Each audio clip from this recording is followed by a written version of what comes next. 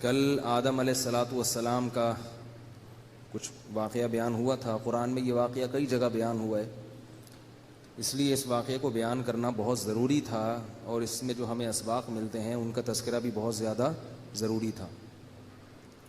آدم علیہ السلام کے بعد جو نبی آئے ہیں وہ ادریس علیہ الصلاۃ والسلام, جن کا قرآن میں ذکر ملتا ہے. اور ان کے بعد جو نبی, ویسے تو اور بھی نبی آئے ہیں, شیس علیہ السلام بھی کہا جاتا ہے, لیکن قرآن میں جن کا تذکرہ ہے میں صرف وہ بتاؤں گا. اور ان کے بعد جو نبی آئے ہیں شرک مٹانے کے لیے دنیا میں پہلی مرتبہ, وہ نوح علیہ الصلاۃ والسلام آئے ہیں. آدم علیہ السلام کے دور میں بھی شرک نہیں تھا. کان الناس امۃ واحدہ, اللہ فرماتے ہیں سب لوگ ایک دین پر تھے, سب اللہ کی عبادت کرتے تھے. گناہ تھے لیکن توبہ بھی تھی ساتھ میں, گناہ ہو جاتا تھا توبہ کرتے تھے. جو توبہ نہیں کرتا تھا اس کو برا سمجھا جاتا تھا, لیکن لوگ مانتے تھے صحیح کیا ہے اور غلط کیا ہے. زمانہ گزرتا گیا, اس وقت عمریں بہت لمبی ہوا کرتی تھیں, قد بہت لمبے ہوتے تھے. حدیث میں آتا ہے, صحیح بخاری کی حدیث ہے کہ آدم علیہ الصلاۃ والسلام کا جو قد تھا وہ 60 ہاتھ تھا, 60 گز. یعنی یہ جو ہاتھ ہے نا, ہاتھ, اس کو آپ 60 سے ضرب دے دیں. شکر ہے ہم لوگ اس دور میں نہیں تھے, ورنہ ہمیں وہ لوگ جیب میں رکھ کے چلے جاتے. ہم لوگ اگر اس دور میں ہوتے نا تو ہمیں کہیں پاکٹ میں رکھا ہوتا, انہوں نے یہ شاپر میں ڈال کے کہیں رکھ کے آ جاتے, وہ بھول جاتے کہ کہاں رکھ کے آیا ہوں. تو اتنے لمبے لمبے قد تھے, لمبی لمبی عمریں تھیں. آہستہ آہستہ عمریں بھی کم ہوئیں اور قد بھی گھسنا شروع ہو گئے. اب ہوتے ہوتے ہوتے پھر چائنیز دنیا میں آئے, ٹھیک ہے نا, انہوں نے چھوٹے قد کے ریکارڈ توڑ دیے. ناکیں بھی پتلی اندر دھسنا شروع ہوئیں, چائنیز کی ناکیں بھی اندر ہوتی ہیں. خیر, تو نوح علیہ الصلاۃ والسلام کو اللہ نے دنیا میں کیوں بھیجا؟ نوح علیہ السلام کا بھی اللہ نے بڑے اہتمام سے تذکرہ کیا ہے, کیونکہ وہ بھی اللہ کی طرف سے سلیکٹڈ تھے. قرآن میں کسی کھلاڑی کا نام نہیں ہے, کسی فنکار اداکار کا تذکرہ نہیں ہے, کسی شاعر کا تذکرہ نہیں ہے. شاعروں میں دونوں طرح کے لوگ ہوتے ہیں, اچھے بھی اور برے بھی. اچھا, شاعروں میں اللہ نے اچھے شاعروں کا اجمالی تذکرہ کیا ہے. وَالشُّعَرَاءُ يَتَّبِعُهُمُ الْغَاوُونَ إِلَّا الَّذِينَ آمَنُوا وَعَمِلُوا الصَّالِحَاتِ. شاعروں کی برائی کی, پھر اس سے کچھ شاعروں کو مستثنیٰ کیا. تو اس سے پتہ چلتا ہے کہ شاعری اگر اچھی ہو تو یہ بھی فضیلت کی چیز ہے, اور اس سے زبان پہ مہارت حاصل ہوتی ہے. لیکن اللہ تعالیٰ نے فنکاروں کا تذکرہ نہیں کیا, گویوں کا, ڈھولکیوں کا, میراسیوں کا, ناچنے والوں کا, ڈھول ڈھمکے والوں کا قرآن میں تذکرہ نہیں کیا. ان کے بارے میں یہ نہیں کیا کہ یہ اللہ کی طرف سے سلیکٹڈ ہوتے ہیں, منتخب ہوتے ہیں. یہ لوگ کیا ہیں, لوگوں کو کھیل کود اور تماشوں میں لگاتے ہیں, اپنا بھی وقت ضائع کرتے ہیں اور قوم کا بھی وقت ضائع کرتے ہیں. اس لیے یاد رکھو, دیکھو میں نے پہلے بتایا تھا نا کہ ہمیں فالو کس کو کرنا ہے, اللہ کو نا, اور قرآن کو. تو آپ اگر میچز دیکھتے بھی ہو, اول تو چھوڑ دو یہ کرکٹ کے میچز دیکھنا, کھیل لو, کھیلنے سے ورزش ہوتی ہے, دیکھنے سے کچھ بھی نہیں ہوتا. شریعت میں کھیل کھیلنا جائز ہے, صحت کے لیے مفید ہے, ضروری ہے. جو لوگ کھیلتے نہیں ہیں وہ کے مریض بن جاتے ہیں. نبی صلی اللہ علیہ وسلم کے دور میں بھی کھیل کھیلے جاتے تھے, صحابہ کرام کھیلتے تھے. اور اگر کوئی مفید کھیل ہے جس سے آپ کا جذبہ بڑھتا ہے تو وہ دیکھنے میں بھی کوئی حرج نہیں ہے, لیکن اس کا دورانیہ بہت زیادہ نہ ہو. مفید کھیل کون سے ہوتے ہیں؟ آج کل کوئی بھی نہیں ہوتے. صحابہ کے دور میں ہوتی تھی تیر اندازی, مفید کھیل تھے, اس سے جہاد کا جوش پیدا ہوتا تھا. حبشی کھیلتے تھے تیر اندازی, اسی طرح کشتی کھیلتے تھے, وہ لڑتے تھے. اس سے بھی جو نوجوان آدمی جب یہ کھیل دیکھتا ہے نا کشتی, تو اس کے دل میں بھی بہادری پیدا ہوتی ہے, بشرطے کہ ریسلر کے کپڑے پورے ہوں. آج کل جو ریسلنگ آ رہی ہے 2-4 اسٹیکر چپکے ہوئے ہوتے ہیں اس کے, تو وہ سطر جو ہے نا مرد کو ناف سے لے کے گھٹنے تک چھپانا ضروری ہے، اس لیے اس کو ہم منع کرتے ہیں ریسلنگ مت دیکھو، وہ بالکل ننگے پتنگے ہوتے ہیں، خود ریسلر بن جاؤ پورے کپڑے پہن کے۔ نبی صلی اللہ علیہ وسلم بھی کشتی لڑا کرتے تھے، آپ صلی اللہ علیہ وسلم نے ایک صحابی کو ایک پہلوان کو کشتی میں ہرایا ہے، انہوں نے کہا تھا اگر مجھے ہرا دیا نا میں ایمان لے آؤں گا۔ کیسے صحت مند تھے ہمارے نبی اور صحابہ۔ حضرت سلمہ ابن اکوع رضی اللہ تعالیٰ عنہ گھوڑے سے تیز دوڑتے تھے، اسی لیے میں بار بار کہتا ہوں نوجوانوں سے دیندار بنو اور ساتھ ساتھ اپنی فٹنس کا بھی خیال کرو، جم جایا کرو، جاگنگ کیا کرو، گھڑ سواری کیا کرو، سوئمنگ کیا کرو۔ جو دیندار بنتا ہے وہ بالکل پھس ہو جاتا ہے، بالکل پھس، چلا ہی نہیں جائے گا اس سے، کیونکہ نیک بہت ہے۔ یعنی جو نہیں چلا جا رہا نا، جس سے گھسیٹ رہے ہیں اس کو گھسیٹ رہے ہیں، اس کو سمجھتے ہیں بہت پہنچے ہوئے ہیں۔ کوئی دوڑ رہا ہے، بھاگ رہا ہے، وہ کہتے ہیں کیسے مولوی ہے یار، یہ وزن اٹھا رہا ہے، جم میں یوں یوں یوں کر رہا ہے، ویٹ لفٹنگ کر رہا ہے۔ صحابہ کرام کھیل کھیلا کرتے تھے، حالانکہ ان کو کھیلنے کی ضرورت نہیں تھی، اس دور میں سارے کام اپنے ہاتھوں سے ہوتے تھے، محنت مشقت تھی، تو ان کو تو فٹنس کی ویسے بھی ضرورت نہیں تھی، لیکن پھر بھی وہ تیر اندازی بھی کھیلتے تھے، گھڑ سواری بھی سیکھتے تھے، گھڑ دوڑ کے مقابلے کرتے تھے۔ گھڑ دوڑ کے مقابلے صحابہ کے دور میں ہوا کرتے تھے۔ آج کیا مقابلے ہو رہے ہیں؟ یہ جو لڑکے آپس میں کھیل رہے ہیں، کرکٹ میں ورزش نہیں ہے، ایکسرسائز بہت کم ہے۔ جو بیٹسمین ہوتا ہے اس کا تو تھوڑا سا ہاتھ گھوم رہا ہوتا ہے، باقی جو 11 فیلڈنگ کر رہے ہوتے ہیں نا، اس سے بہتر تھا وہ پکوڑے بیچ لیتے ہیں، ٹھیک ہے، 3-3 4-4 گھنٹے کھڑے ہوئے ہیں۔ تو دیکھو ایک بات یاد رکھو کہ عقل مند وہ ہے جو اپنے وقت کی حفاظت کرے، تھوڑے وقت میں کام زیادہ ہو، انویسٹمنٹ کم ہو اور پروفٹ زیادہ ہو، ان پٹ کم ہو اور آؤٹ پٹ زیادہ ہو۔ کرکٹ اگرچہ جائز ہے مگر اس میں محنت زیادہ ہے اور آؤٹ پٹ کم ہے، وقت بہت صرف ہوتا ہے۔ فٹ بال تھوڑی دیر کھیل لو گے نا، ساری انتڑیاں ہل جائیں گی آپ کے اندر سے، 10 منٹ میں آپ کا وہ اسٹیمنا بن جائے گا جو کرکٹ 8 گھنٹے 10 گھنٹے میں آپ کا اسٹیمنا نہیں بنائے گا۔ تو ایسی فضول چیز کو کیوں نہیں چھوڑ دینا چاہیے بھائی، کیوں نہیں چھوڑ دینا چاہیے؟ دیکھو دنیا کی جو زیادہ ترقی یافتہ قومیں ہیں وہ کرکٹ نہیں کھیلتی، امریکہ کی کرکٹ ٹیم نہیں ہے، جاپان کی کرکٹ ٹیم نہیں ہے، اسرائیل کی کرکٹ ٹیم نہیں ہے۔ انہوں نے ریسرچ کی ہے اس پہ، انہوں نے کہا یہ کیا بدماشی ہے، 8-8 9-9 گھنٹے بیٹھے ہوئے ہیں، اور تماشائیوں کا کتنا نقصان ہوتا ہے۔ اللہ نے ہمیں کھیل تماشوں کے لیے پیدا نہیں کیا، کھیل ہمارے جسم کی ریکوائرمنٹ ہے، تو اتنا ہی ہونا چاہیے جتنے ہماری جسم کو ضرورت ہے۔ کھلاڑی بن جانا یہ شریعت میں پسندیدہ نہیں ہے۔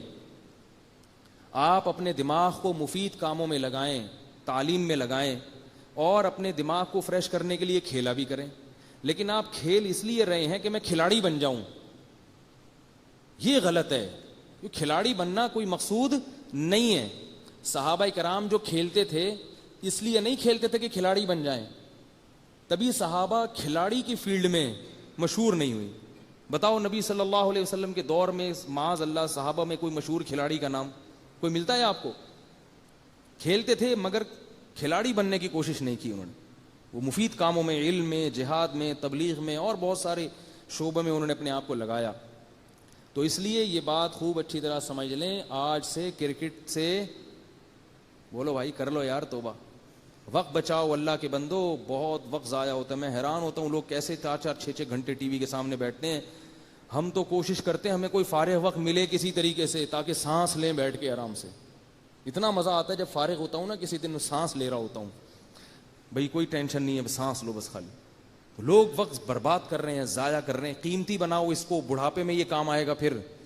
اور ابھی جوانی کو ان چیزوں میں برباد کر دیا، ایک تو بڑھاپا جلدی آئے گا۔ کرکٹ دیکھنے والے کی کمر ویسے ہی کبڑی ہو جاتی ہے، مہروں میں درد شروع ہو جاتا ہے، اور بیٹھ کے ایک چیز دیکھتا رہے گا، آنکھوں پہ برا اثر پڑتا ہے۔ تو جتنی دیر کرکٹ میں لگائی ہے اتنی دیر جاگنگ میں لگاؤ، بلکہ اس سے کم دیر، 3-4 چکر لگا لو گراؤنڈ کے، یا جم خانے جا کے کچھ تھوڑے سے وزن اٹھا لو۔ سب سے بہتر ایکسرسائز ہے سوئمنگ میں آگے بڑھنے کی کوشش کرو۔ ہمارے دوست ہیں آدھا 1 گھنٹہ تک سوئمنگ کر لیتے ہیں، سمندر کی سوئمنگ کے ماہر ہیں، اور وہ سمندر میں سوئمنگ سکھاتے بھی ہیں۔ تو میرا بھی پروگرام ہے عید کے بعد سمندر میں سوئمنگ سیکھنے کا. ویسے مجھے سوئمنگ آتی ہے الحمدللہ, سمندر میں بھی تیر سکتا ہوں, لیکن سمندر میں کسی ماہر سے اگر سیکھی جائے نا تو وہ بڑی خاندانی سوئمنگ ہوتی ہے. اس میں آپ 2-3 گھنٹے سمندر میں آرام سے رہ سکتے ہو. وہ ایسے ماسٹر ہیں کہ وہ سمندر میں لیٹ جاتے ہیں الٹا, اور ایک دفعہ ان کی آنکھ لگ گئی تھی. لے بھیا, سمندر میں ایسے چت لیٹے ہیں اور ایک دفعہ ان کی آنکھ لگ گئی اور مرے نہیں. ٹھیک ہے نا. تو اس میں ٹائم لگائے نا انسان, انٹرٹینمنٹ بھی ہے, تفریح بھی ہے, اور آپ کو ڈائپر بھی بنائیں گے وہ, کہ آپ چشمہ لگائیں اور سمندر کے اندر سیر کر کے آئیں. بہت ہیں, آپ نیٹ پہ سرچ کر لیں, آپ کو سکھانے والے مل جائیں گے. ان چیزوں میں وقت لگاؤ نا. کیا بیٹھا ہوا ہے 8 گھنٹے وہ چھکا مار دیا, چوکا مار دیا, اس کے بعد اگلے دن کوئی پوچھتا بھی نہیں ہے کہ کون جیتا کون ہارا. خود بنو. بہت بہترین اسٹیمنا پیدا ہوتا ہے سوئمنگ سے. اور یاد رکھو, جو دماغی ورزش کرنے والا آدمی ہے نا, جو جسمانی ورزش کرتا ہے وہ ذہنی طور پہ خوش رہتا ہے. اگر دماغ کو فریش رکھنا ہے نا آپ نے, سب سے بہترین چیز اس کی کیا ہے؟ ایکسرسائز. تبھی جو لوگ ایکسرسائز کرتے ہیں ایسی ٹائٹ نیند آتی ہے ان کو, سکون ہوتا ہے ان کی طبیعت. خیر, تو نوح علیہ الصلاۃ والسلام جو تھے ان کو اللہ نے بھیجا جس قوم میں. اچھا, یہ خواتین بھی بیان سن رہی ہیں نا, خواتین پریشان ہوتی, ہم کہاں ایکسرسائز کریں, تو وہ میں پھر کسی اور وقت بتاؤں گا. ابھی موضوع چینج ہو جائے گا. ابھی میں نے اس پہ کہا تو رمضان کا موقع ہے اور اتنی اہم آیات آ رہی ہیں, تو سارا وہ کدھر چلا جائے گا؟ ایکسرسائز. تو نوح علیہ الصلاۃ والسلام جو تھے, ان کے دور میں ہوا کیا ہے کہ ان سے پہلے جو لوگ تھے وہ عبادت کیا کرتے تھے, عبادت گزار تھے. پھر آہستہ آہستہ بزرگوں کی عقیدت ان کے دلوں میں آئی. پھر جو اللہ والے لوگ ہوتے تھے ان کے ہاتھ پاؤں چومنا, یہاں تک تو چلے گا. پھر مزید آگے جا کے ان سے دم دروس, پھر ان سے تعویذ, پھر ہوتے ہوتے ہوتے ہوتے اتنا غلو ہو گیا اپنے پیر و مرشد میں کہ جب وہ بزرگ کا انتقال ہوتا تو ان کی تصویریں بنا کے اپنے گھروں میں یادگار کے طور پہ رکھتے. پھر تصویر سے معاملہ اور آگے بڑھا ہے, ان کے پتلے بنا کے رکھنا شروع کر دیے. اب یہ مطلب نہیں ہوتا تھا کہ یہ عبادت, یہ معبود ہیں, یہ خدا ہیں. جب بھی کسی معاشرے میں کوئی برائی پھیلتی ہے تو وہ اس کی انتہا وہ نہیں ہوتی جو ابتدا ہوتی ہے. اسٹارٹنگ میں وہ بہت ہلکی ہوتی ہے, لیکن اسے روکا نہیں جاتا تو وہ بڑھتے بڑھتے بڑھتے بڑھتے بالکل انتہا تک پہنچ جاتی ہے. تو اب کیا ہوا کہ ود, سوا, یغوث, یعوق اور نصر, یہ 5 بڑے بڑے بزرگ تھے. ود, سوا, یغوث, یعوق اور نصر, یہ 5 بڑے بڑے بزرگ تھے. جب ان کا انتقال ہوا تو ان کی عقیدت میں لوگوں نے ان بزرگوں کی پہلے تصویریں بنائیں یادگار کے طور پہ. جیسے پرنس آغا خان کی تصویر لگی ہوتی ہے, یا دودھ والوں کی بات, دودھ والے یہاں بیٹھے ہوئے ہیں وہ ناراض نہ ہو, بعض دودھ والے جو ان کے علاوہ ہیں, یہ جو میرا بیان سن رہے ہیں, ان کی دکانوں میں اپنے پیر و مرشد کی تصویریں لگی ہوئی ہوتی ہیں. دیکھا ہوگا نا آپ نے, اور لکھا ہوتا ہے یہ سب تمہارا کرم ہے آقا کے بعد اب تک بنی ہوئی ہے, یہ اس بابے کی وجہ سے یہ دکان چل رہی ہے. تو یہ وہ عقیدت میں غلو ہے, اس لیے شریعت نے تصویر سازی کو حرام قرار دے دیا. میری بھی لوگ سیلفیاں لے رہے ہیں اور پتہ نہیں وہ پروفائل پہ تصویریں لگاتے ہیں, میں سختی سے منع کرتا ہوں ان کو. میری جتنی سیلفیاں اڑا دیں وہ ساری.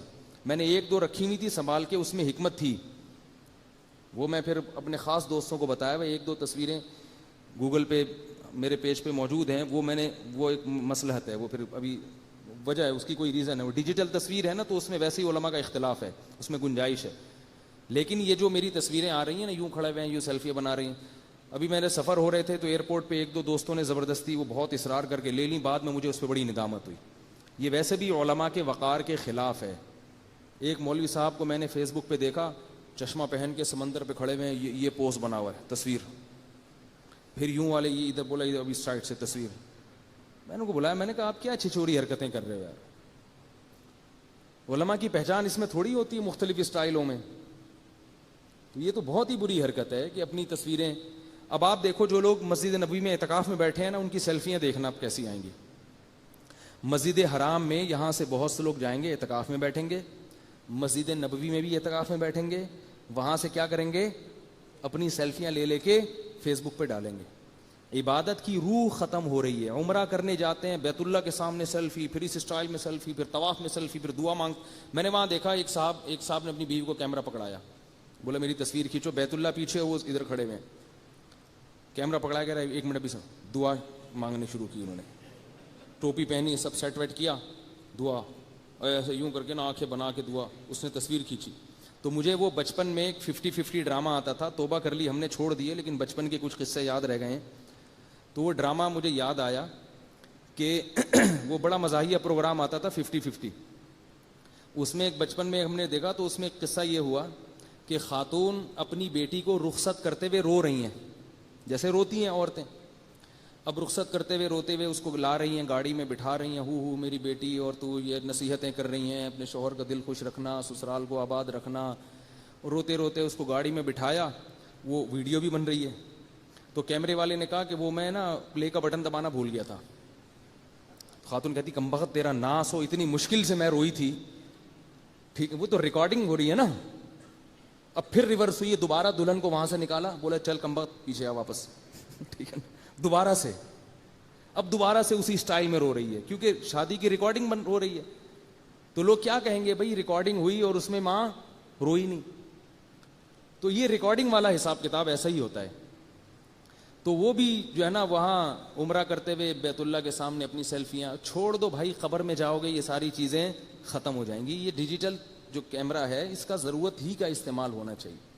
چھوٹے بچوں کی بنا لینا کہ بچوں کی یادگار ہوتی ہے, چھوٹے چھوٹے بچے, اس کی بھی کچھ گنجائش معلوم ہوتی ہے. بچوں میں اتنی شوبازی نہیں ہوتی, لیکن بڑے آدمی کا اپنی ایسے مختلف پوز سے اور مختلف اسٹائلوں میں تصویریں بنانا, یہ چیزیں فنکاروں پہ, اداکاروں پہ سوٹ کرتی ہیں, پڑھے لکھے لوگوں پہ یہ چیزیں سوٹ نہیں کرتی.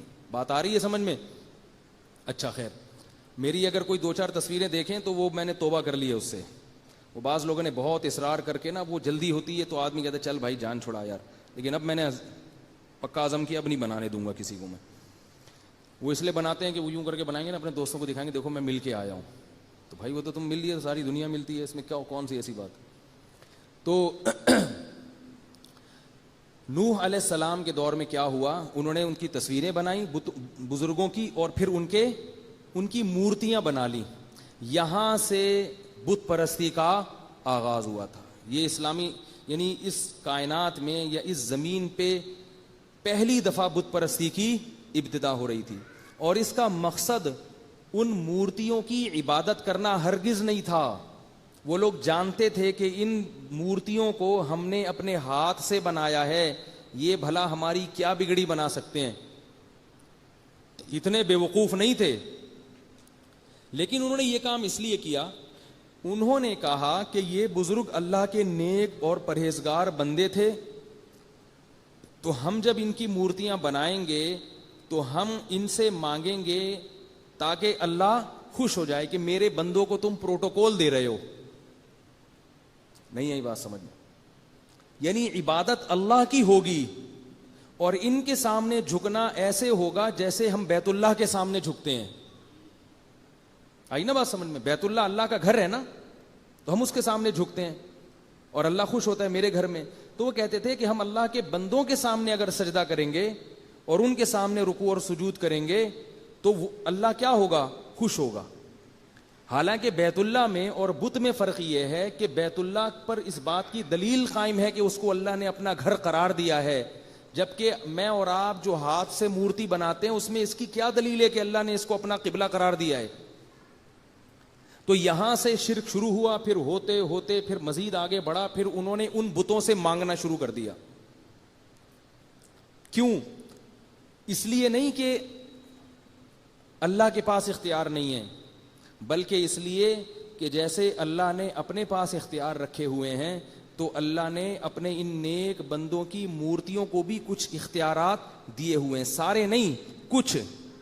مثال کے طور پر اللہ اولاد خود بھی دے سکتا ہے, لیکن اللہ نے اولاد دینے کا اختیار یہ والی مورتی کو بھی دیا ہوا ہے. یہ بہت اہم پوائنٹ کی بات ہے, اس کو سنیں. بہت جو میں کہنا چاہ رہا ہوں نا وہ یہ واقعہ نہیں ہے, اس سے جو میں اخذ کرنا چاہ رہا ہوں وہ سمجھیں آپ. بارش کا اختیار کس کو دیا اللہ نے؟ فلاں کو دے دیا. اولاد دینے کا فلاں کو دے دیا. روزگار فراہم کرنے کا فلاں کو دے دیا، سارے اختیارات نہیں دیے. یعنی وہ اس کی دلیل دیتے تھے کہ جیسے ایک بادشاہ ہوتا ہے وہ سارے اختیارات اپنے پاس بھی رکھتا ہے لیکن کچھ کچھ اختیارات وہ بانٹ بھی دیتا ہے. یہ وزیر کو بھی دے دیا، یہ گرفتاری کا اختیار کس کو دے دیا؟ ایس ایچ او صاحب کو. کیا خیال ہے؟ تو انہوں نے کہا اللہ نے نا اپنے اختیارات کیا کر دیے؟ بانٹ دیے. یہ وہ شرک ہے جس کی نفی کے لیے قرآن مجید نازل ہوا ہے کہ اللہ نے ذرہ برابر بھی اختیار کسی کو، ولی کو، کسی فرشتے کو، کسی جن کو، کسی کو بھی نہیں دیا ہے، نہ کسی نبی کو دیا ہے. ہمارے دور میں جو مشرکین ہیں جو اپنے آپ کو مسلم کہتے ہیں، ان کا جو شرک ہے وہ بت پرستوں کے شرک سے کئی گنا زیادہ بڑا ہوا ہے. کیونکہ بت پرست یہ نہیں کہتے کہ اللہ نے سارے اختیارات اس اکیلے بھگوان کو، مورتی کو دیے ہوئے ہیں. یاد رکھو، ہندو کبھی یہ نہیں کہتے کہ یہ والا جو بت ہے نا سارے اختیارات اس کو ہیں. کہتے ہیں بارش والا یہ ہے، اولاد دینے والا وہ ہے. تبھی ان کے یہاں مندروں کی نا قسمیں ہیں، مندروں میں بتوں کی قسمیں ہیں. یہ 50 روپے والا یہ صرف سموسا کھلا سکتا ہے آپ کو، صحیح ہے نا اور اس سے زیادہ اگر کام کروانا ہے تو اس کے لیے 100 روپے والا. تو ہندوؤں نے بھی یہ نہیں کہا کہ ایک ہی بت کو سارے اختیارات ہوتے ہیں. اسی شرک کی نفی کے لیے قرآن نازل ہوا کہ اللہ نے کسی کو کچھ بھی نہیں دیا اختیارات میں. لیکن ہمارے دور کے مشرک کیا کہتے ہیں کہ اللہ نے محمد صلی اللہ علیہ وسلم کو بھی تمام کے تمام اختیارات دے دیے ہیں. تبھی وہ یہ نہیں کہتے کہ نبی سے صرف اولاد مانگنا جائز ہے، بلکہ کہتے ہیں ہر وہ کام جو آپ اللہ سے مانگ سکتے ہو وہ تمام کام یا رسول اللہ مدد کہہ کے رسول سے بھی بولو نا بھائی مانگ سکتے ہو. تبھی تو یا رسول اللہ مدد کا نعرہ لگایا جاتا ہے. مدد کا کیا مطلب؟ ہر چیز میں مدد. کشتی ڈوب رہی ہے تو کشتی کو باہر نکالنے میں مدد، بے اولاد ہوں تو اولاد دینے میں مدد، بے روزگار ہوں تو روزگار فراہم کرنے میں مدد. اس لیے یاد رکھو کہ جو لوگ محمد صلی اللہ علیہ وسلم کو مختار کل سمجھتے ہیں ان کا شرک خدا کی قسم ہندوؤں کے شرک سے بڑا ہوا ہے. نہیں آ رہی میرا خیال ہے بات سمجھ؟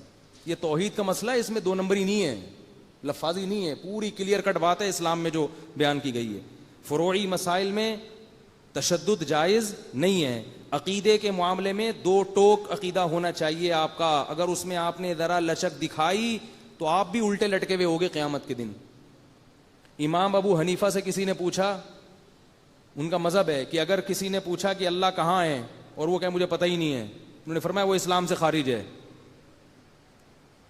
اور اگر یہاں تک منقول ہے کہ اگر کسی نے نبوت کا دعویٰ کیا اور ایک آدمی اس جس نے نبوت کا دعویٰ کیا اس سے تحقیق کے لیے جا رہا ہے کہ یہ سچا ہے یا جھوٹا، تو یہ تحقیق کرنے والا بھی اسلام سے خارج ہو جائے گا. اس لیے کہ اس کو محمد صلی اللہ علیہ وسلم کے آخری نبی ہونے میں شک کیوں پیدا ہوا. نہیں آ رہی یار، چھوڑ. اچھا یہ میرا تقیہ کلام ہے، بہت سے لوگ اس سے، میں خود بھی پریشان ہوں، میں اپنا کبھی بیان سنتا ہوں کہ تو بھائی آ تو رہی ہے، کیوں بار بار ایک بات کہہ رہے ہو یار؟ کیونکہ میں بھی ایسے سن رہا ہوتا ہوں نا جیسے مجھے کوئی سمجھا رہا ہے. تو جب پوچھتا ہوں نا میں آ رہی ہے، تم کہتے ہو بھائی آ رہی ہے یار آگے چلو. تو یہ میں نکالنا چاہ رہا ہوں لیکن اب آہستہ آہستہ نکلے گا. میں بڑے بزرگ بھی بیٹھے ہوئے ہوتے ہیں، کہتے ہیں یار ہمیں آپ کیا سمجھتے ہو گیا، اب ہمیں سمجھ میں نہیں آ رہی. تو اس لیے یاد رکھو یہ بڑا خطرناک شرک ہے، خطرناک شرک ہے. نبی کو مشکل کشا سمجھنا، حاجت روا سمجھنا، یا کسی قبر پہ جا کے یہ سمجھنا کہ یہ بابا میری بگڑی بنا دے گا، انسان اس سے اسلام سے خارج ہو جاتا ہے. اور اللہ نے قرآن میں جگہ جگہ فرما دیا ہے کہ مشرک کی پر جنت میں نے حرام کر دی ہے. اگر مشرک کے لیے اللہ کے دل میں کوئی نرمی کا گوشہ ہوتا تو اللہ سب سے پہلے محمد صلی اللہ علیہ وسلم کے چچا ابو طالب کو جنت میں بھیجتے، اور ابراہیم علیہ السلام کے والد آزر کو اللہ جنت میں بھیجتے. اللہ نے کہہ دیا کہ اے ابراہیم تمہارے باپ کے لیے تمہیں دعا کرنے کی اجازت نہیں ہے. ابراہیم علیہ السلام نے اپنے والد کے لیے استغفار کیا تھا اللہ سے. اللہ نے کہا پابندی لگا دی، نہ یہ مجھے مانتا ہی نہیں ہے، میرے ساتھ کسی اور کو شریک. یہ نہیں ہوتا کہ اللہ کی نفی کر رہے ہیں، نہ اللہ کو بھی مانتے ہیں لیکن ساتھ ساتھ دوسروں کو بھی.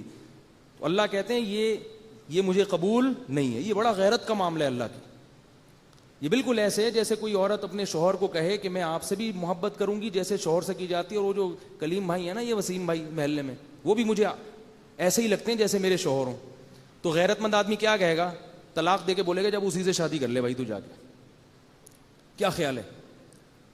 یہ مسئلہ غیرت کا ہے. اس میں اللہ تعالیٰ نے مغفرت کا آپشن نہیں رکھا. اس میں اللہ تعالیٰ نے یہ بتایا کہ یہ میری غیرت کا معاملہ ہے. اور قرآن میں آتا ہے کہ جب یہ لوگ جہنم کی آگ میں جلیں گے تو اللہ کہیں گے کہ جیسے تم مدد کے لیے دنیا میں دوسروں کو پکارا کرتے تھے تو آج اس آگ سے بچنے کے لیے بھی انہی کو پکارو. آج بھی یہاں یا رسول اللہ مدد کا ہو, یا غوث آدم مدد کا ہو, یا بتوں کے سامنے بت بھی انہی کے ساتھ پھینک دیے جائیں گے اس آگ میں, ان کو بھی ایندھن بنا کے جلایا جائے. توحید کا معاملہ بڑا حساس ہے, یاد رکھو, بڑا حساس.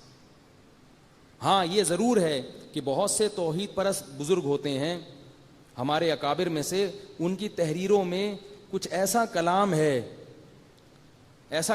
جس میں ان کی نیت شرک کی نہیں تھی, لیکن الفاظ میں احتیاط سے کام نہیں لیا گیا, لہذا لوگ ان پہ کفر کے فتوے لگا دیتے ہیں. تو اس طرح سے کسی پہ کفر کا فتویٰ نہ لگاؤ. اس ایک نیا موضوع ہے, اس پر میں پہلے کئی دفعہ بیان کر چکا ہوں, اگر میں اس پر آیا نا تو بہت لمبی بات ہو جائے گی. تو اس لیے ہم لوگ کسی کو کافر قرار دینے میں بہت احتیاط سے کام لیتے ہیں. یہ علماء کا نظریہ ہے. اب مثال کے طور پر ایک آدمی کسی کو کہتا ہے یہ مشکل کشا ہے. اب یہ لفظ تو شرکی ہے, مشکل کشا تو صرف کون ہے؟ اللہ. لیکن ہم اس سے پوچھتے ہیں کہ مشکل کشا کا مطلب کیا تھا؟ وہ کہتے ہیں میرا مطلب یہ ہے کہ جب بھی مجھے کوئی پیسوں کی ضرورت پڑتی ہے مجھے پیسے لا کے دے دیتا ہے. میری بائک پنچر ہوتی ہے تو میری بائک میں پنچر لگوا کے آ جاتا ہے. تو یہ میری مشکلوں کیا کر رہا ہے؟ دور کر رہا ہے. تو یہ تو پھر شرک نہ ہوا نا. تو بعض دفعہ ہمارے اکابر نے اہل اللہ کو اس معنی میں مشکل کشا کہا ہے, حقیقی معنی میں مشکل کشا نہیں کہا. لہذا بعض لوگ کیا کرتے ہیں, ہمارے اکابر کی کتابوں سے ایسے مبہم الفاظ نکال کے ان پہ کفر کے فتوے لگاتے رہتے ہیں, جبکہ ان کی پوری زندگیاں توحید کی اشاعت میں اور توحید کی پرچار میں گزر گئیں. تو اس لیے اس میں اعتدال سے کام لینا ضروری ہے. یہ نہیں ہے کہ ایک صاحب نے مجھے کہا, یہ چھوٹا سا قصہ سنا کے میں آگے جاتا ہوں تاکہ شرک کا اصل مفہوم سمجھ میں آئے. اچھا یہ بھی یاد رکھو, یہ جو مشرک لوگ ہیں یہ پتہ ہے کیا کہتے ہیں؟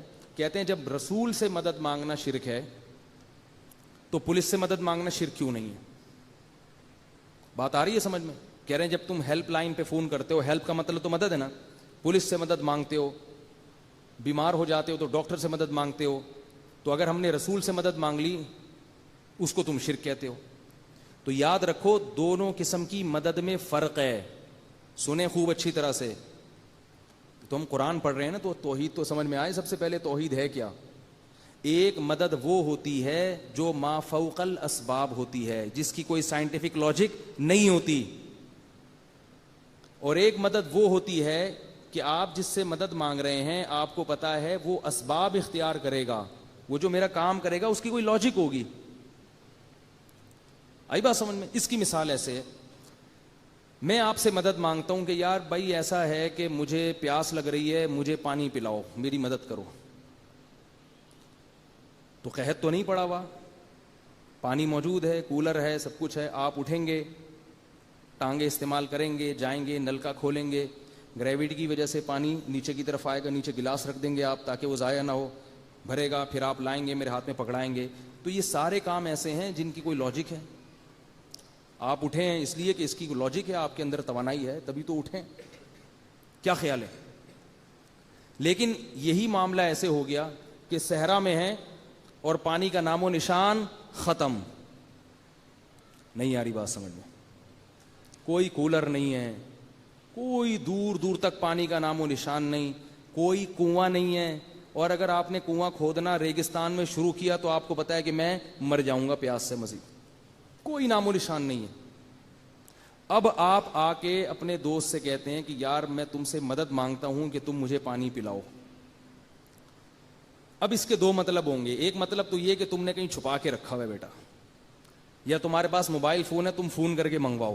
اگر یہ مطلب ہے پھر تو ٹھیک ہے, چھپایا پانی ہے تو پلا دو. اور اگر یہ مطلب نہیں ہے تو پھر اس کا مطلب کیا ہے؟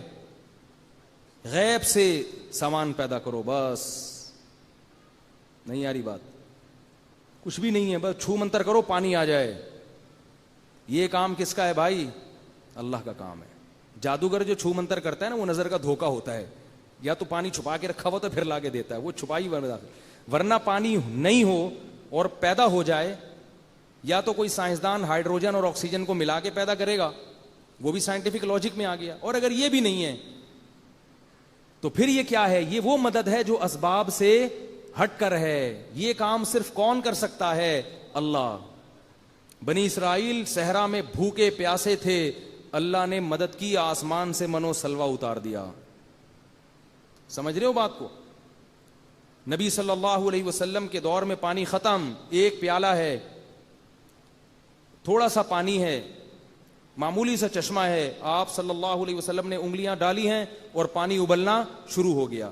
تو یہ کام کس نے کیا تھا؟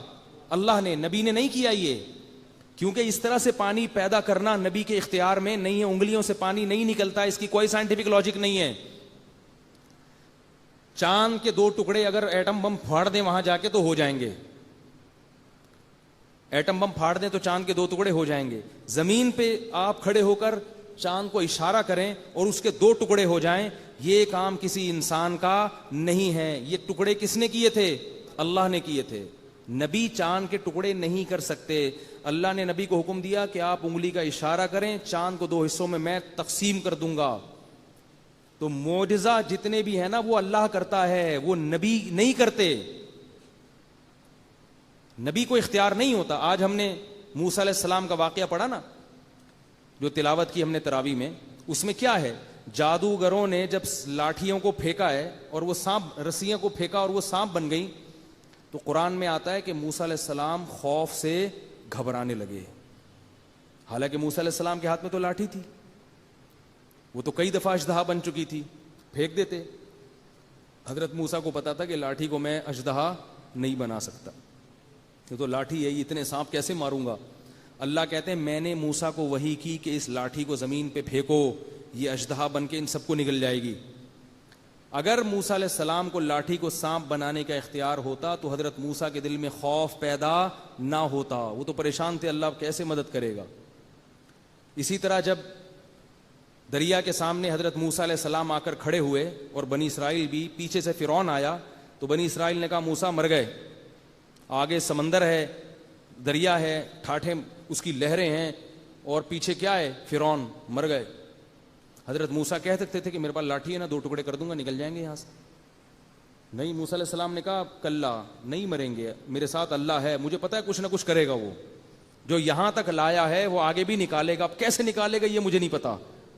لیکن موسیٰ علیہ السلام نے اس موقع پر کیا کہا؟ ان معی ربی, میرے ساتھ میرا رب ہے. یہ نہیں کہا ہم سب کے ساتھ, کیونکہ موسیٰ علیہ السلام کو تھا کہ میری تو مدد ہوگی, ان نالائقوں کی پتہ نہیں ہوگی نہ ہو. کیونکہ جب انہوں نے اللہ کے اتنے معجزے دیکھ لیے, اتنی نشانیاں دیکھ لیں, اب بھی ان کو یقین نہیں آ رہا کہ اللہ بچائے گا. اب بھی کہہ رہے ہیں مروا دیا. بھئی اللہ نے اگر مروانا ہوتا تو اتنی آزمائشوں سے گزار کے یہاں لا کے تھوڑی کھڑے کرتے اللہ تمہیں. اب تو بالکل آخر ہے, فرعون کی تباہی کا وقت ہے. اور جب نبی صلی اللہ علیہ وسلم حضرت ابو بکر کے ساتھ تھے غار میں ہجرت کے دوران, تو وہاں جب مشرکین نے چاروں طرف سے گھیر لیا تو حضرت ابو بکر بھی یہی کہنے لگے کہ پکڑے گئے, پریشان تھے. تو نبی نے کیا فرمایا؟ ان اللہ معنا, اے ابو بکر اللہ ہمارے ساتھ ہے. علماء نے لکھا ہے کہ موسیٰ علیہ السلام نے کہا تھا میرے ساتھ اللہ ہے, نبی نے کہا تھا ہمارے ساتھ اللہ ہے. کیوں؟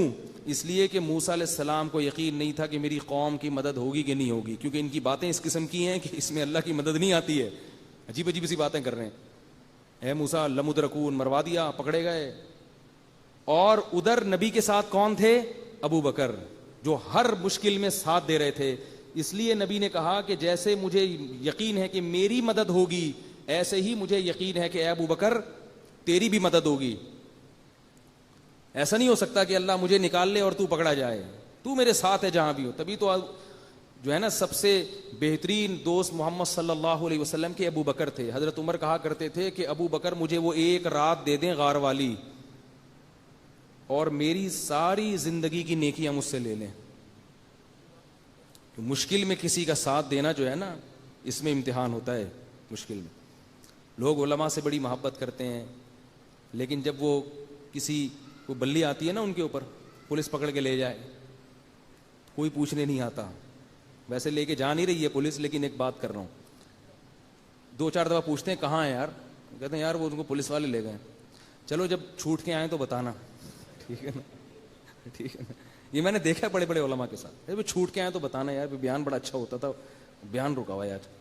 تو مشکل میں جو ساتھ دیتا ہے نا. اسی طرح یاد رکھو, بات سے بات نکلتی ہے, شوہر کی غربت میں جو بیوی اس کا ساتھ دے گی وہ بیوی رکھنے کے قابل ہے. یہ بہت ہو رہا ہے آج کل, میرے پاس فون آتے ہیں, شوہر کے پاس پیسہ تھا, دولت تھی, بیوی بڑی خوش, بے روزگار ہو گیا, روڈ پہ آ گیا, چپل خریدنے کے پیسے ہی نہیں ہیں, بیگم بھاگ گئی. آتے ہیں میرے پاس فون, بھاگ گئی, کہ نہیں میں ایسے غریب کے ساتھ رہ نہیں سکتی. میں پتہ ہے کیا مشورہ دیتا ہوں, بعض علماء کی عادت ہوتی ہے ہر جگہ جوڑ پیدا کرنا, وہ بھی اچھی سوچ ہے ان کی, میرا اسٹائل تھوڑا سا وکھری ہے, ٹھیک ہے, ٹیکنیکل اسٹائل ہے. میں ان سے کہتا ہوں کہ جاؤ بیوی کو منا کے لاؤ, بولو بھائی میں بھی تو سوکھی روٹی کھا رہا ہوں نا میرے ساتھ, اسی میں تم شریک ہو جاؤ. یا تو میں مرغے کھا رہا ہوتا جا کے, میں باہر نہیں کھاؤں گا, میں تمہارے ساتھ میں بھی بھوکا ہوں. اس کو کئی دفعہ کوشش کرو, مناؤ مناؤ مناؤ مناؤ, حتی الامکان مناؤ.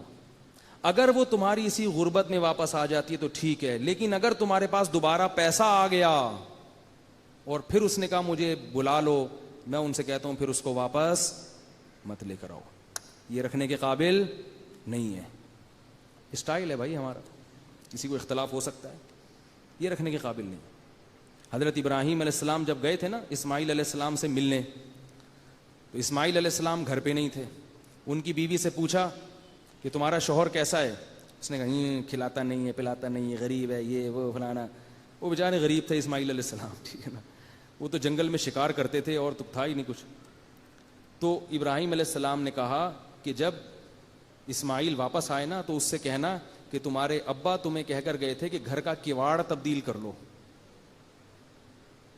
تو جب وہ واپس آئے تو ان کی بیوی نے کہا کہ وہ کہہ کر گئے تھے کہ کواڑ تبدیل کر لو. انہوں نے کہا ان کا مطلب یہ تھا کہ میں تمہیں فارغ کر دوں, کیونکہ اسماعیل علیہ السلام میں عیب نہیں ہو سکتا. اب آپ لوگ ایسا نہ کریں کہ فارغ کرنا شروع کر دیں جا کے, کیونکہ وہ اسماعیل علیہ السلام تھے, آپ اسماعیل علیہ السلام نہیں ہیں. اگر آپ کی بیوی میں 10 خامیاں ہیں تو آپ میں 20 خامیاں ہوں گی. وہی بات ہے نا کہ ایک دفعہ امام احمد ابن حنبل کے پاس ایک شخص آیا, اس نے کہا کہ میرے ابا کہہ رہے ہیں کہ میں اپنی بیوی کو طلاق دے دوں. تو انہوں نے کہا نہیں دو ابا کے کہنے پہ. انہوں نے کہا حضرت عمر نے اپنے بیٹے کو کہا تھا کہ بیوی کو طلاق دے دو, تو نبی نے کہا تھا کہ باپ کی بات مانو.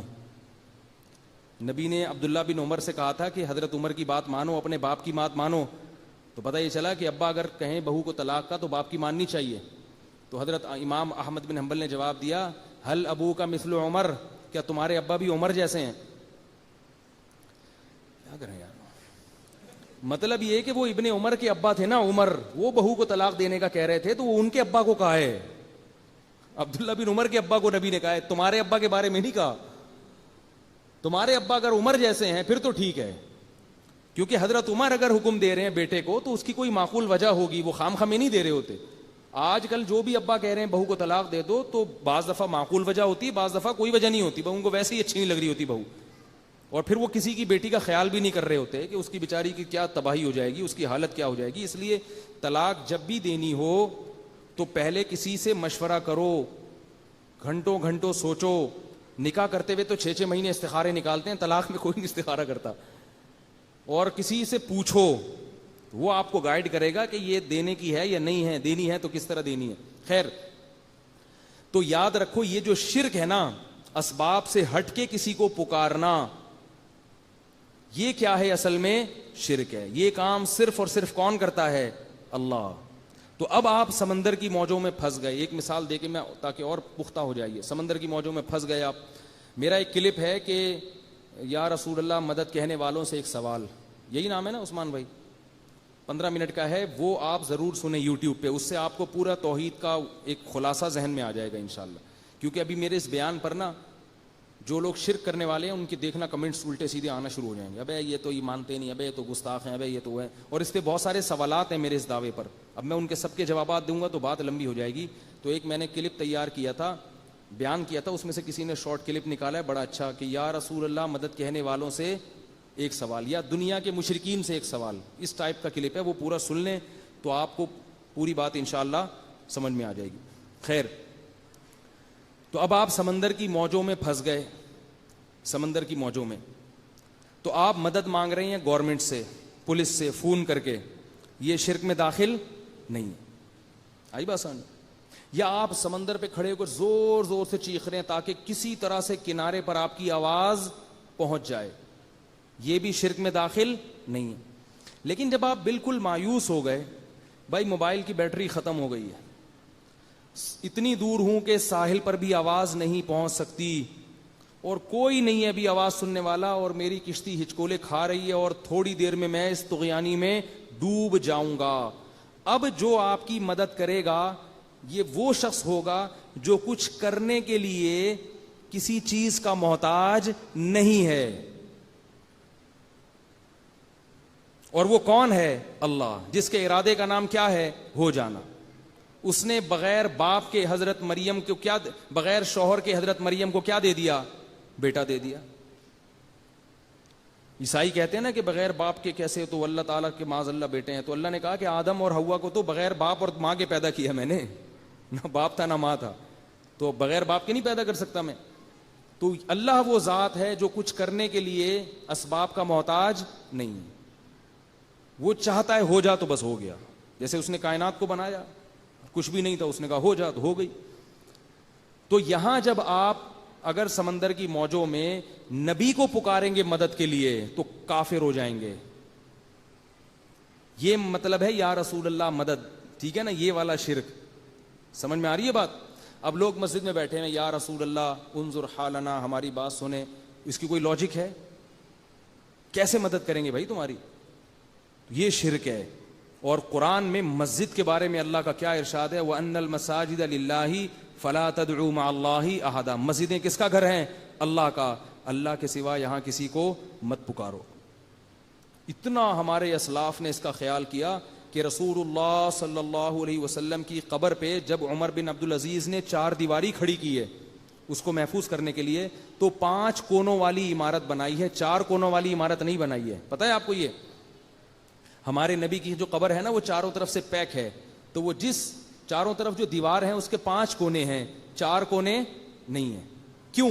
انہوں نے یہ سوچا تھا کہ اگر اس کے 4 کونے ہوئے تو اس عمارت کی شکل بیت اللہ کے مشابہ ہو جائے گی، کہیں لوگ اس کا طواف کرنا نہ شروع کر دیں. نہیں آ رہی بات؟ اچھا آ رہی ہے معذرت. تو لوگ اس کا طواف کرنا نہ شروع کر دیں، اس لیے اس کا اہتمام کیا بھئی عبادت نہ شروع ہو جائے. اور صدیوں سے اللہ تعالیٰ نے اپنے نبی صلی اللہ علیہ وسلم کو سجدہ گاہ بننے سے بچایا ہوا ہے. اپنے نبی کی خبر کو آپ صلی اللہ علیہ وسلم نے فرمایا اللہ یہود و نصارہ پہ لعنت کرے کہ ان میں سے جب کوئی مرتا تھا تو وہ اس کی قبر کو سجدہ گاہ بنا لیتے تھے. یہ آپ نے اپنی انتقال سے پہلے فرمایا تاکہ لوگ میری قبر پہ طواف اور سجدہ شروع نہ کر دیں. لیکن لوگ باز نہیں آتے. تو سعودی حکومت کا ڈنڈا ہے تو کچھ قابو میں ہے، ورنہ وہاں جا کے بھی لوگ قبر کی طرف رخ کر کے ہاتھ اٹھا کے دعا مانگنا شروع کر دیتے ہیں.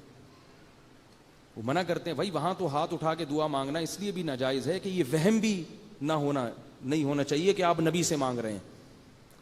اس لیے وہاں علماء کہتے ہیں کہ اگر دعا مانگنی ہے تو قبر کی طرف پشت کر کے بیت اللہ کی طرف رخ کرو. صحابہ کی یہی سنت ہے. تو اس لیے جو پہلا شرک شروع ہوا وہ کہاں سے؟ اپنے بزرگوں کی عقیدت میں حد سے زیادہ غلو کرنا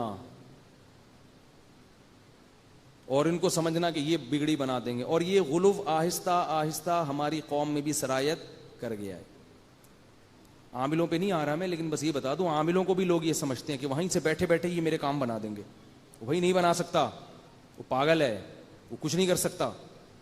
وہ پاگل ہے تبھی تو عامل بنا ہوا ہے. ابھی واٹس ایپ پہ ایک صاحب نے کہا کہ سارے عامل خراب ہوتے ہیں، میں تو کسی سے بیعت ہوں، وہ عملیات کرتے ہیں، وہ تو ٹھیک ہے نا. میں نے جواب ہی نہیں دیا کیونکہ یہ لوگ عقیدت میں اتنے پاگل ہو چکے ہوتے ہیں کہ ان کو دلائل سے بات سمجھ میں نہیں آتی. یہ عقیدت بڑی عجیب چیز ہے. جب ایک دفعہ خامخواہ کی دماغ میں بیٹھ گیا نا عقیدت ہو کسی کے دلائل سے، کسی کے علم سے، تو پھر سمجھ میں آتی ہے. کہنے ان لوگوں نے سیکھا ہوا ہے، وہ دلیل یہ دے رہے تھے ان کو سیکھا ہوا ہے. تو یہ جو بھی کریں اس کو سیکھا ہوا کہہ رہے ہیں. اس کی دلیل کیا ہے کہ اس کو سیکھنا کہتے ہیں؟ کون سا سلیبس ہے، کون سا نصاب ہے، کون سی یونیورسٹی ہے بھائی جہاں یہ پڑھایا جاتا ہے؟ خیر، تو میں جلدی سے بات کو ختم کرتا ہوں. تو 5 بت بنا کے ان کے سامنے جھک کے ان کی عبادت کرنا قوم نے شروع کر دی. تو پھر پہلے پیغمبر نوح علیہ السلام ہیں جو اس دنیا سے شرک کو ختم کرنے کے لیے نازل ہوئے. انہوں نے بتایا کہ چھوڑ دو, یہ کچھ نہیں کر سکتے, یہ بھی تمہاری طرح اللہ کے بندے تھے اور قبروں میں جا چکے ہیں, اور یہ تو وہ بزرگ ہیں بھی نہیں, یہ تو ان کے پتلے رکھے ہوئے ہیں اپنے ہاتھوں سے بنائے ہوئے, چھوڑ دو, ان کے سامنے مت جھکو. وہ کہتے نہیں, اللہ ناراض ہو جائے گا اگر ہم نے ان کے سامنے نہیں جھکے. سمجھاتے رہے سمجھاتے رہے سمجھاتے رہے, اور قرآن کہتا ہے کتنے سال سمجھایا؟ 950 سال. اور آخری بات بتا کے بات ختم کرتا ہوں, پھر کل یہیں سے شروع کروں گا انشاءاللہ, کہ دیکھو اتنی چھوٹی سی بات تھی کہ ایک بت ہے, اس کے لیے 950 سال کے بعد بھی قوم کی سمجھ میں نہیں آیا. پتہ ہے کیوں نہیں آیا؟ اس لیے کہ قوم کا کلچر یہ بن چکا تھا. اب اگر ایک آدمی پیچھے ہٹتا تو پوری قوم سے دستبردار ہونا پڑتا. تو پتہ یہ چلا کہ ہم جو ماحول کے خول میں جکڑ جاتے ہیں, اس خول سے جب تک آپ نہیں نکلو گے آپ سیدھے راستے پہ نہیں چل سکتے, کیونکہ خاندان کا بائیکاٹ کرنا پڑتا ہے. اب کوئی لڑکی شرعی پردہ کیوں نہیں کرتی؟ ماحول سے کٹ جائے گی. اگر وہ دیور سے پردہ کرے گی, جیٹ سے پردہ کرے گی, تو کہیں گی ہماری یہ پرمپرا ہی نہیں ہے دیور سے پردہ کرنا. اور اللہ ہم سے کیا قربانی مانگتے ہیں؟ ماحول کو مت دیکھو, کس کو دیکھو؟ اللہ کو. داڑھی کا رواج نہیں ہے تو داڑھی رکھنا مشکل, شلوار ٹخنوں سے اوپر رکھنے کا رواج نہیں ہے تو لباس شریعت کے مطابق کرنا مشکل. لوگ کہتے ہیں یار پوری قوم ادھر کو جا رہی ہے, آپ ادھر کو جا رہے ہو.